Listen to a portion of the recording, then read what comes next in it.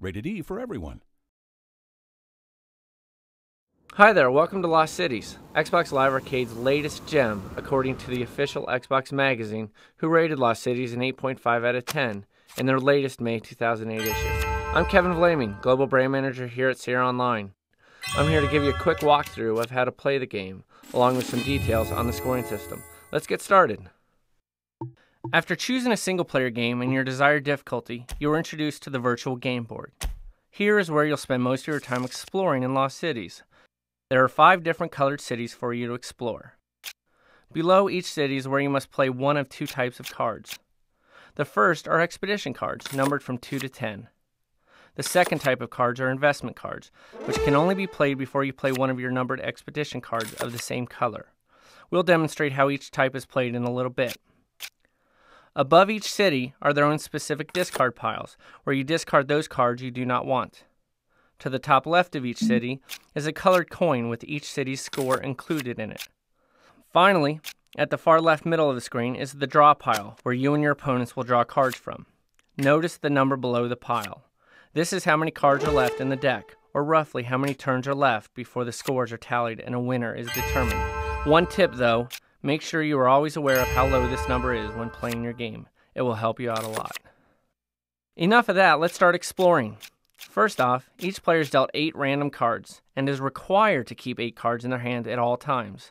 If you look at my hand below, from left to right, I have 2 yellow expedition cards, numbered 3 and 7, followed by 3 white expedition cards, numbered 2, 7, and 10. Next, I have our first look at an investment card, this one being a green investment card along with a green 9 expedition card. Finishing my hand out, I have a red 3 expedition card. The goal of each game is to score more points than your opponent over the desired amount of rounds.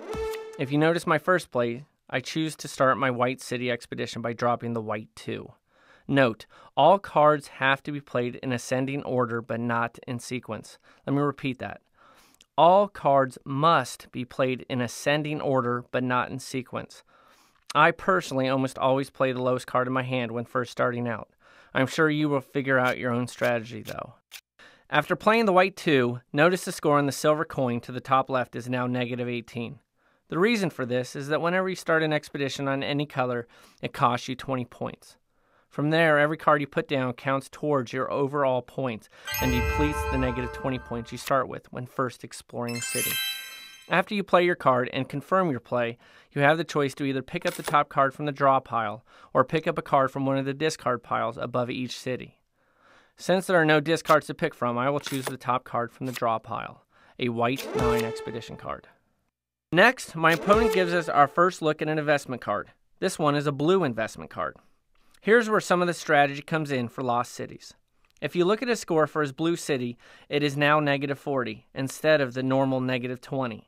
Remember, every time you start out a new expedition, you start out in the hole 20 points. However, since he played an investment card, it has doubled the cost of starting an expedition, thus starting him out with a -40 point score. Note, you can only play an investment card before you play any numbered expedition card. Let me repeat that. You can only play an investment card before you play any numbered expedition cards. There are 3 colored investment cards per city, and for every one you play before playing a numbered expedition card, your cost is doubled, tripled, or quadrupled, respectively. The reason someone would want to do this is that along with the cost of starting an expedition being multiplied by the number of investment cards, so are all of the numbered expedition cards. If we fast forward the action to when my opponent finally does throw an expedition card on top of an investment card, you will see exactly how the investment cards can be a benefit. Notice, he now has an investment card on the green city with a total point score of -40. Again, doubled because of the played investment card. He follows this investment card with a 5 expedition card. Instead of being worth 5 points and going from a -40 point score to -35 points, he gets double the amount thanks to his investment card, making it worth 10 points, resulting in a score of -30. Without teaching you all of my secrets, I think you know everything you need to know in order to get started with Lost Cities. I am certain you will find out all the little nuances and strategies of this new gem for Xbox Live Arcade. Download it today.